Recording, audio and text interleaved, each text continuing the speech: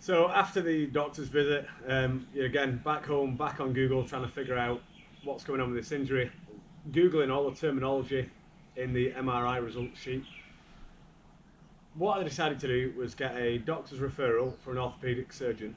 However, after multiple emails and multiple phone calls to various different orthopaedic surgeons in and around Adelaide in Australia, I learned that it was about 3 months to actually get booked in, just to get a consultation to get some advice of what to do next.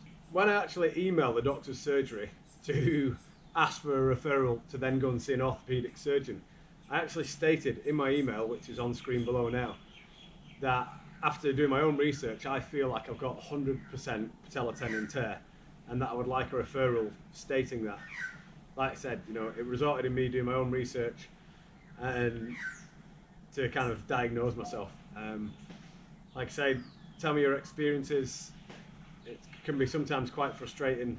You want to get it dealt with as soon as possible, but there just seems to be all these kind of like stumbling blocks in the way to actually get your injury dealt with.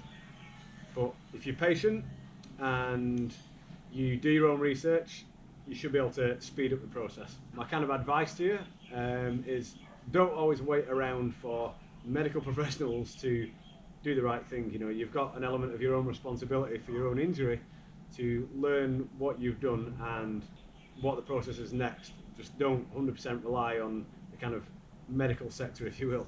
Anyway, as you seen in the email, I contacted them, I made an appointment. So this now takes me up to the 7th of March, where I had to make an appointment to go and physically get the referral to go and see an orthopaedic surgeon.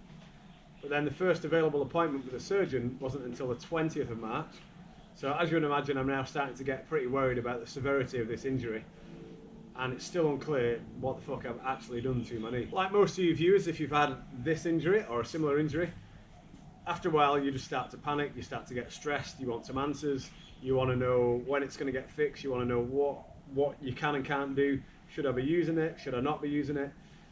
Your head's still like fireworks this whole time, and you're getting more and more stressed, and after a while there's like a knock-on effect with the people around you of your kind of behaviour, and I would say like mental state. So if you feel that starts to happen, again, it's only natural. We want answers and we want to get healed at the end of that. So after more Googling, one thing that kept coming up and up and up was the seriousness and the repercussions if the surgery isn't performed in a time period of about 3 weeks since doing the injury.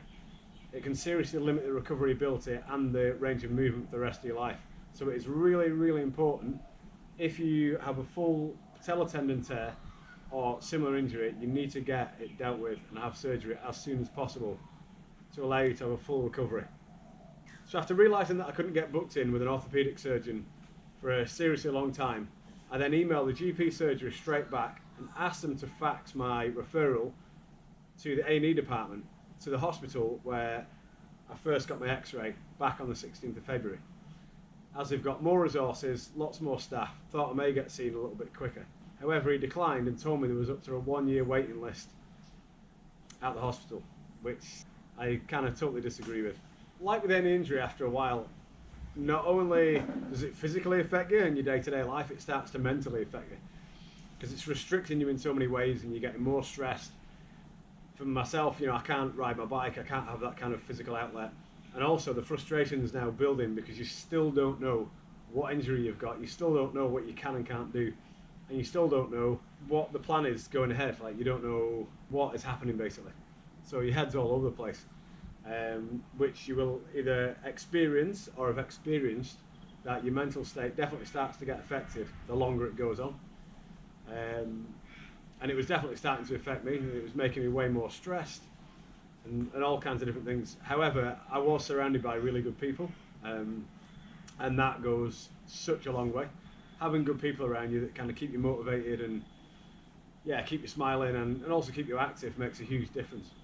Luckily for me, at the time of my injury, I was at a Fringe Festival, so I spent most days actually walking around the festival, going watching shows like this one, Rouge.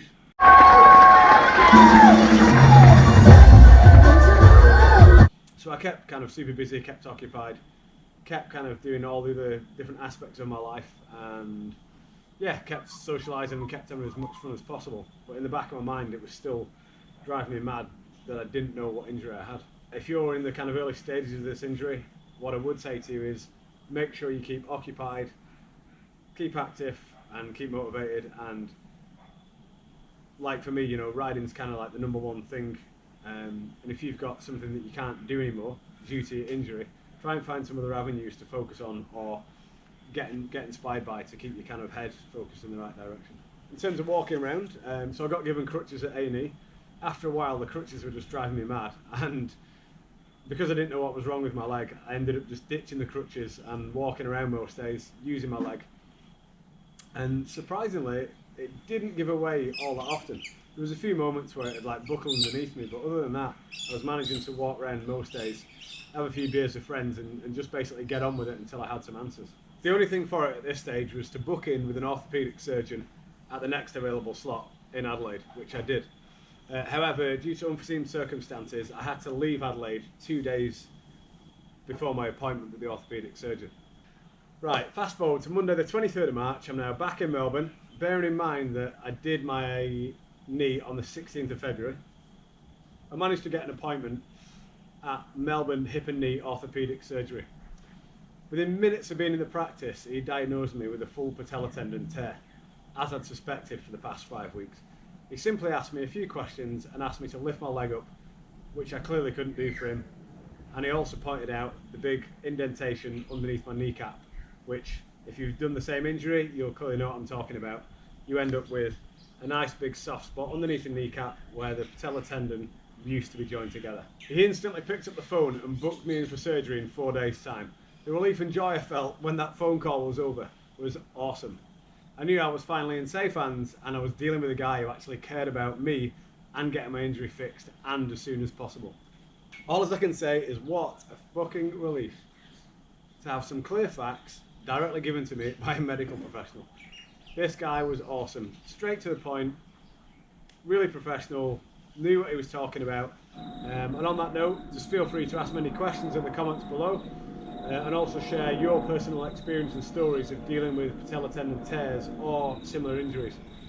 I hope you enjoy the videos, and hopefully this just allows you to kind of, maybe either follow my journey or deal with your injury journey through watching these videos or whatever, and sharing some back and forth knowledge or your experience while you're watching mine. And if you do enjoy the videos or you even find them remotely helpful, hit the subscribe button and leave me some feedback. Thanks for watching.